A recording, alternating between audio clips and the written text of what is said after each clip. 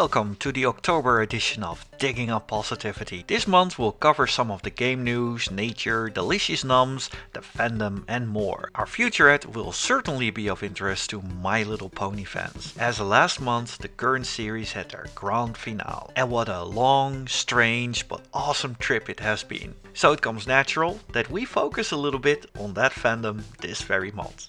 September and October are always fun-filled months when it comes down to conventions. A few highlights of those who supported the charity. There are 452 attendees of Furvana in the US who have raised $3,142 together for coastal raptors. This is a non-profit organization that helps with the education and preservation of coastal wildlife at the East Coast in the US of A. Alamo City Furry Invasion has raised $4,061 with their 1,349 attendees for this San Antonio Pets Alive. Their mission is to provide programs and services needed to eliminate the killing of at-risk animals due to lack of space adopter or a foster. FA United managed to raise $4,349 with their 558 attendees for Fuck Cancer. Yes, that's the name. Can't say it doesn't stay. Western Philadelphia Furry Weekend impressed many with their $12,884 raised for Tassau Incorporated,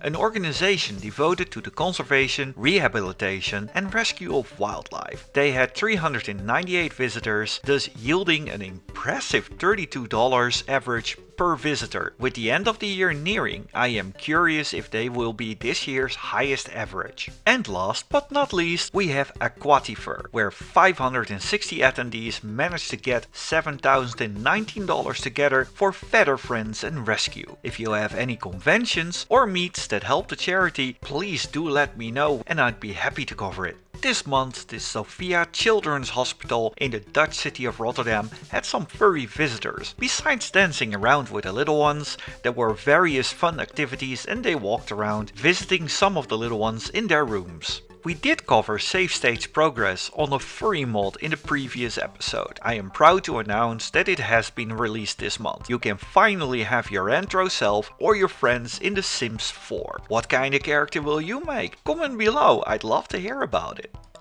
Zelda was a huge part of my childhood. I have played the original Zelda to bits on the NES, and back in those days we had no fancy smancy internet like what we have today. In order to make it a bit easier for me to navigate, I was one of the many that drew a map. Of course, many aspects of that map were still ingrained in my brain. I know little of what I'd learned at school at that time, but Zelda or warp levels in Mario, absolutely. But back to Zelda. Brad McFagan has used Retro Design 3D to print a 3D version of the map. Besides tugging my nostalgia strings, this really does look awesome. One of my favorite attractions of a theme park are the roller coasters. I myself unfortunately never had enough Lego bricks to rebuild my favorite rides at home, but boy did I dream of being able to do that. Later I also learned that building roller coasters is a lot more difficult than I initially thought. Well, this guy pulled it off, and man does it look big and majestic. Back to Nintendo, this time Pokemon. They revealed some of their new features of Pokemon Sword and Shield. One of them is being the new Gigantamax forms. One of the things I noticed is a giant Meerkat that changes into a long cat. So yeah, 3 things I love, combined in one game. Can't wait to play it.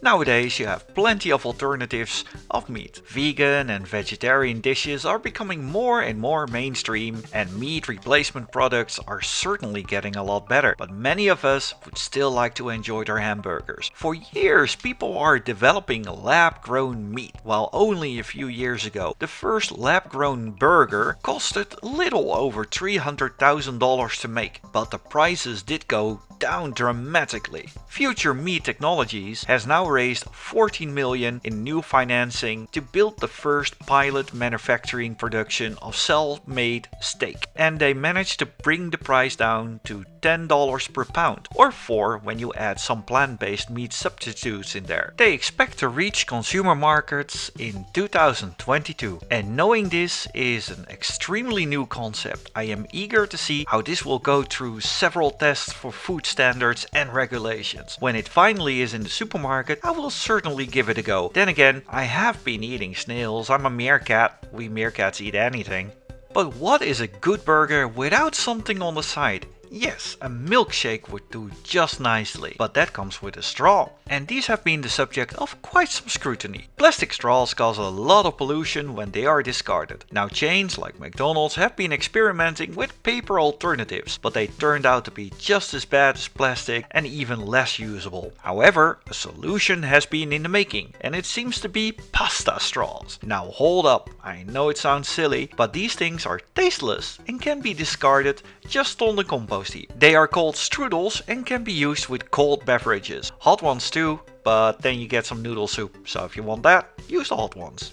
Back in the last century, oh boy, I feel old now, we had Spitting Image, a satirical show from the UK known for their well-designed puppets. All very good caricatures covering the people of the time. Their puppets were also used in the video clip Land of Confusion from Genesis. They ran from 1984 and have won several awards along the way, including several BAFTA television awards and 2 Emmy awards. Their last show was in 1996. However, recently it was announced that the series will be making a return, and seeing all the madness and confusion around us, I think they have plenty of material from all walks of life to work with. I for one love to see animation from TV shows. Mike Enell recreated a scene from the still beloved series Gravity Falls in an anime style. It looks so different, yet it feels the same. Mike certainly worked on making the characters all feel and act the same to preserve the spirit of this lovely show. I have included the link of the scene in the description, including an animation breakdown, since I myself am a bit of an animation nut and I'd like to see what the animation is made of. From Spitting Image, we're going to dinosaurs. Hevisarus is a Finnish heavy metal band formed in 2009, and their music is mostly aimed at children. This is a unique concept, and recently they have released their 100th song. It is a huge collaboration with several big names in the fields, such as Nightwish, Megadeth and Stratovarius, and it's all resulted in an amazing video. Some years ago, Charlie the Unicorn took the internet by storm. Many did watch the surreal adventures of Charlie over 4 episodes. Then it became silent around our favorite grumpy unicorn and his dastardly friends. But last month, part 1 of his final adventure was released, and the episode did manage to capture the weird atmosphere down to the catchy yet absurd song. Will he wake up with all his internal organs intact? Better go check it out. It is October, thus it is time for Halloween. One of the more cutesy songs that kept on going through my mind was A Little Ghost Choir by Louis Zong. That channel is filled with all sorts of cute little animations and song, and this ghost video was no exception. And now for our featurette, we go to Score Chaser. As some of you may know, this month the finale of My Little Pony Friendship is Magic aired. The show had a life of 9 seasons containing a total of 222 episodes and 2 theatrical releases. One of the more intriguing aspects of the show is its dedicated fan base. A good number of bronies and Pegasisters are creative people who show their love of this show through various types of content, everything from art, music, to fan animations. Today we're focusing our spotlight on one of those talented creators. Keenkris is an avid LEGO fanatic who has combined his passion for ponies and LEGOs together to create some truly beautiful mosaics and replicas from MLP. I was able to get a hold of them and ask them some questions about their work. Here is what Keenkris had to say about his creations and process, broken up into these categories. Inspiration. Many inspirational means came together to inspire the mosaic ideas. It was shortly after building a replica of Twilight Sparkle's Golden Oak Library tree for my LEGO city, something no town should be without. Having a slight obsession with ponies, I wanted more than the tree in the city. Originally, I was planning to use the base plates and colored plates to create pixel mosaics as a backdrop for the city, i.e. cityscape behind the downtown, stormy weather in the west, and a mountain scene behind the valley. As it would happen, I saw someone making pixel art of the various ponies. The spark was ignited in me to make 64 by 64 mosaics from the show style art. A few OC commissions and canon designs later, the desire to go bigger arose. Thus a giant Luna and now a Celestia were born. Biggest challenges: choosing a character. There are a myriad of characters out there in any given fandom that we love and adore, so choosing just one to give extra attention to is just hard to do. Limiting colors. The world as we know boasts 16 million colors, all used when we digitally illustrate fan art. LEGO, however, in its history has only made roughly 50 colors. So we have to think in terms of a 16-bit video game when designing. Some of these colors are no longer manufactured and have been purchased on Bricklink, a fan-run LEGO sales database. Some colors are extremely rare or are overpriced. Colors like medium green and light purple exist in some parts, but not made in the 1x1 and 1x2 plates, pieces I use to construct the imagery. To make these colors appear in the mosaic, I have to use similar and contrasting colors to fool the eye into seeing colors that aren't actually there. This is a practice that was commonly used in 80s and 90s video games as well as modern pixel art. Acquiring the pieces. It takes time to find and obtain pieces you need to build something like this. Physical pain. LEGOs just plain hurt if you play with them for too long. My fingers start hurting after about 4,000 pieces or so. Consider that these models each have more than 50,000 pieces in them. Mistakes. As you can imagine, making mistakes can happen if you aren't careful. I simply followed the pattern I rendered in Photoshop. It's easy to overlook, skip, or simply lose your spot and begin somewhere else unknowingly. Luckily, the few small mistakes that occurred, I were able to correct easily. The one major flaw occurred on my second panel, but I was able to improvise slightly and no pony would ever know where there was an issue. Methods. The building process isn't too difficult. After all, we learn how to stack blocks in kindergarten. It can, however, be very tedious and time-consuming. The model is 72 inches squared. Therefore, I thought it would be a good idea to break up the guide into smaller chunks. I decided to work with one single base plate at a time, and at the end I put them all together like a jigsaw puzzle. Each base plate is 32 by 32, 1024 open studs, and it takes about 3 hours, give or take, to complete. In all, there were 49 base plates.